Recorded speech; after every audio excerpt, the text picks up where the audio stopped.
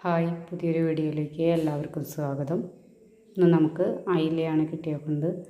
അപ്പോൾ നല്ല കുടംപുളിയിട്ട് അയിലക്കറി വയ്ക്കാം. അതിനായിട്ട് ആദ്യം നമുക്ക് അയില ക്ലീൻ ചെയ്ത് കഷ്ണങ്ങളാക്കി എടുക്കാം. മീൻ നന്നായി ക്ലീൻ ചെയ്ത് കട്ട് ചെയ്തെടുത്തു. ഇനി ഇതിലേക്ക് നമുക്ക് മസാലയ്ക്ക് ആവശ്യമായ ഇൻഗ്രീഡിയൻസ് ചേർക്കാം.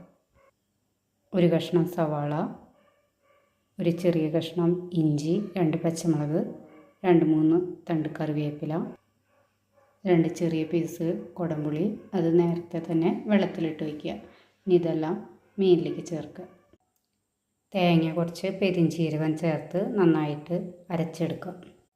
അരച്ച് വെച്ച് തേങ്ങ പാല് പിഴിഞ്ഞിട്ട് മീനിലോട്ട് ചേർക്കാം.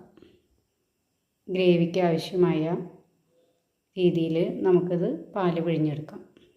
ഇനി ഇതിലേക്ക് 1/2 ടീസ്പൂൺ മഞ്ഞൾപ്പൊടി, 1 ടീസ്പൂൺ മല്ലിപ്പൊടി, 1/2 ടീസ്പൂൺ മുളക്, ആവശ്യത്തിന് ഉപ്പും ചേർത്ത് നന്നായി മിക്സ് ചെയ്ത് കുക്ക് ചെയ്യാനായിട്ട് വയ്ക്കും. കറി നല്ല തള വന്നു. മീൻ പൊട്ടാതെ പതുക്കെ ജസ്റ്റ് ഒന്ന് ഇളക്കിയിടുക.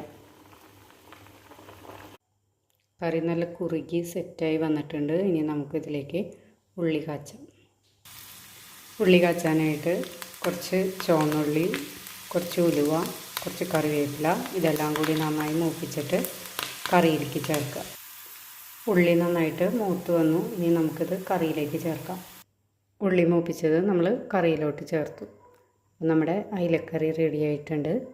വീഡിയോ എല്ലാവർക്കും ഇഷ്ടമായെന്ന് വിചാരിക്കുന്നു. പുതിയൊരു വീഡിയോയുമായി വീണ്ടും വരാം. അതുവരെ എല്ലാവർക്കും ബൈ.